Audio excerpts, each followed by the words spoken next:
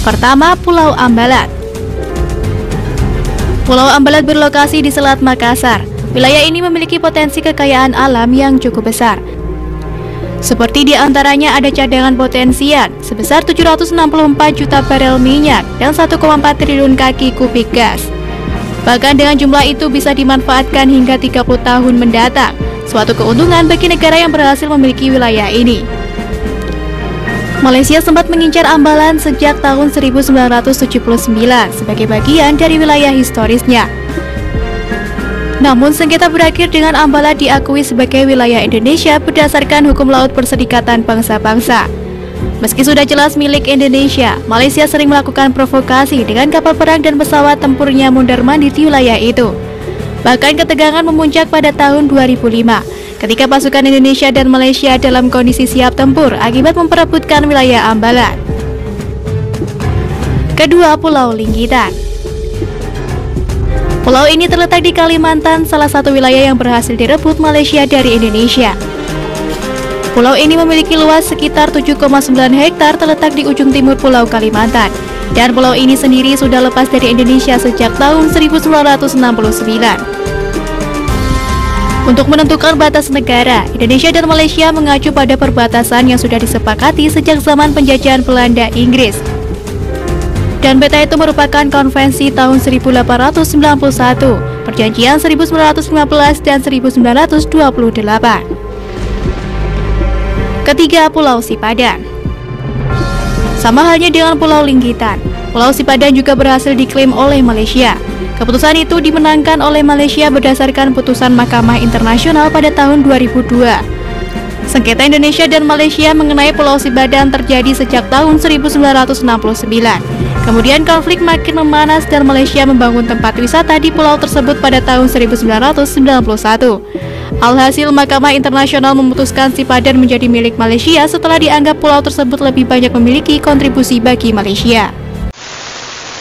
Assalamualaikum warahmatullahi wabarakatuh. Salam sejahtera untuk semua, sahabat Kata Per Kata. Itulah berita beberapa tahun lalu, perseteruan antara Indonesia dan Malaides, tentang klaim Malaides terhadap pulau-pulau yang ada di Indonesia, yang hampir berujung dengan peperangan.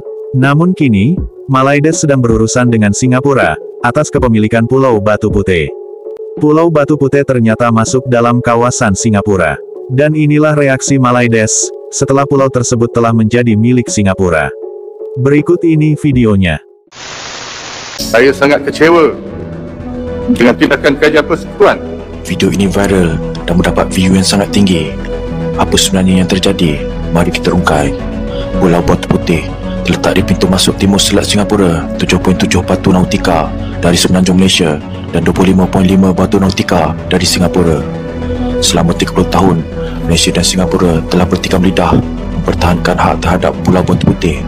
Pada tahun 2008, Mahkamah Keadilan Antarabangsa (ICJ) memutuskan bahawa pulau tersebut merupakan wilayah kedaulatan Singapura. Kerajaan Barisan Nasional telah mengemukakan permohonan semakan semula terhadap putusan tersebut. Walau bagaimanapun, selepas Pakatan Harapan di bawah kepimpinan Tun Dr. Mahathir mengambil alih pemerintahan pada tahun 2018, permohonan itu ditarik balik. Pada tahun 2022, dengan kembali ke tampuk kuasa, Barisan Nasional telah membentuk satu pasukan petugas khas meninjau semula isu-isu berkaitan dan tindakan undang-undang yang relevan dalam usaha menegakkan semula kedaulatan Malaysia ke atas Pulau Batu Putih. Perdana Menteri Malaysia, Datuk Seri Anwar Ibrahim, mahu isu tuntutan Pulau Batu Putih dikaji semula supaya tidak timbul sebarang masalah berhubung isu dua hala antara kedua-dua negara. Dan pada 24 Januari tahun 2024, Suruhanjaya Siasatan Diraja ditubuhkan untuk siasat tentang kes kedaulatan Batu Putih ini. Sejarah Pulau Batu Putih. Pada mulanya, Kesultanan Johor memiliki kedaulatan terhadap Pulau Batu Putih sejak penubuhannya pada tahun 1528. Selepas pembubaran negeri-negeri Selat pada tahun 1946, di mana Pulau Pinang dan Melaka menyertai negeri-negeri Melayu yang lain untuk membentuk Malayan Union, Singapura diperintah sebagai jajahan mahkota British. Rumah api tersebut asalnya berada di bawah kawalan Singapura dan dikelola oleh British sebelum kemudiannya diambil alih oleh kerajaan Singapura. Pada tahun 1979, Malaysia menerbitkan peta sempadan perairan dan pelantar benua Malaysia yang mencakupi Pulau Batu Putih di dalam perairan wilayah negara. Namun, Singapura menolak peta tersebut dan menolak tuntutan Malaysia. Setelah rangkaian perselisihan, kedua-dua negara bersetuju untuk membawa perkara ini ke Mahkamah Keadilan Antarabangsa (ICJ). Keputusan ICJ menganggap satu bukti penting yang menyokong Singapura adalah sebuah surat bertarikh 21 September 1953 yang dikirim oleh pemangku Setiausaha Kerajaan Negeri Johor. Surat tersebut merupakan balasan terhadap surat dari Setiausaha Jajahan Singapura kepada penasihat British bagi Sultan Johor bertarikh 12 Jun 1953 yang bertanya tentang status Pulau Batu Putih. Lebih kurang 3 bulan kemudian, pemangku Setiausaha Kerajaan Negeri Johor menjawab bahawa Kerajaan Johor tidak membuat tuntutan ke atas pemilikan Petra Branca. Pada 2008, ICJ mendapati bahawa kedaulatan Pulau Batu Putih adalah milik Singapura, sementara Batuan Tengah pula menjadi milik Malaysia. Kepentingan pulau ini, walaupun saiz Pulau Batu Putih ini hanya sebesar padang bola sepak, tetapi lokasinya yang strategik merupakan laluan utama antara timur dan barat melalui Selat Melaka dan Laut Cina Selatan. Apabila Malaysia menggugurkan prosiding ini, bermakna Singapura mempunyai kedaulatan di kawasan jalur laut yang sangat penting. Seperti itulah pertikaian yang terjadi antara Singapura dan Malaides, yang saling memperebutkan hak kepemilikan Pulau Batu Putih. Namun pada akhirnya, Singapura lah yang berhak atas kepemilikan Pulau Batu Putih. Lalu bagaimanakah respon serta reaksi warga Malaides ketika pulau tersebut jatuh kepada Singapura? Sepertinya warga Malaides sangatlah kecewa berat terhadap pemerintah kerajaan Malaides. Bahkan ada salah satu warga Malaides yang begitu kecewa, hingga mengatakan, adanya pengkhianat di dalam negaranya, sehingga pulau tersebut harus rela menjadi milik Singapura. Kalau mendengar dan mengingat kata pengkhianat, teringat ketika Jepang hengkang dari wilayah Nusantara. Salah satunya dari wilayah Tanah Semenanjung Ujung Medini, atau negeri Tanah Malaya. Lalu para pejuang Malaya, yang dipelopori oleh Burhanuddin Hilmi, memproklamasikan kemerdekaannya, yaitu untuk kemerdekaan Tanah Malaya. Seperti halnya Bung Karno, yang memproklamasikan kemerdekaan untuk Indonesia. Lalu apa yang terjadi? Burhanuddin Hilmi dianggap sebagai pengkhianat. Dan entah tahu atas dasar apa Burhanuddin Hilmi disebut sebagai pengkhianat oleh sebagian besar masyarakat Semenanjung Ujung Medini. Dan semua itu ternyata dikarenakan Raja-Raja Semenanjung Ujung Medini, yang menolak untuk merdeka. Salah satunya yang paling lantang bersuara menolak untuk merdeka, adalah dari Kerajaan Negeri Johor. Dan untuk permasalahan Pulau Batu Putih yang telah menjadi milik Singapura, semua itu lantaran pihak Kerajaan Johor lah yang pada awalnya memang melepas pulau tersebut ke pihak Singapura. Disitulah kita bisa menyimpulkan sebuah perkataan pengkhianat, dan siapakah yang sudah selama ini memang selalu menjadi pengkhianat, siapakah yang dahulu menjadi pengkhianat Nusantara, dan sekarang, siapakah yang menjadi pengkhianat Malaysia atau Malaides.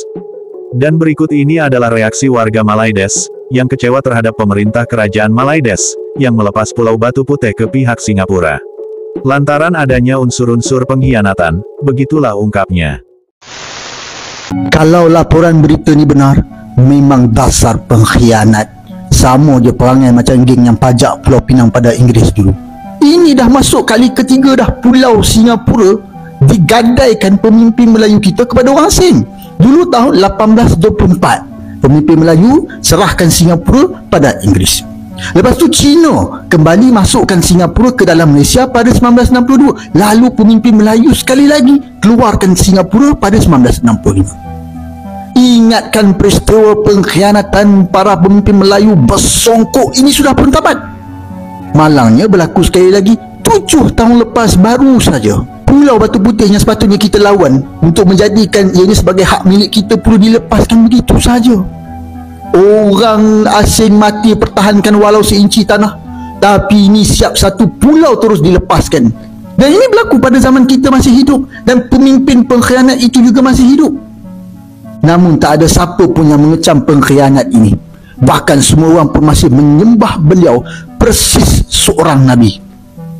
Ingat dia, tanah air kita sejak dulu sampai sekarang digadaikan oleh pemimpin Melayu, ataupun mungkin korang nak cakap, tetapi apa yang pasti faktanya bukan dibuat oleh kaum Cina. Tapi itulah, apapun naratif kita, semua salah Cina, semua salah Lim Kuan Yew, dan semua salah BAP. Moga Allah melaknati para pemimpin negara yang menggadaikan tanah air pada orang asing.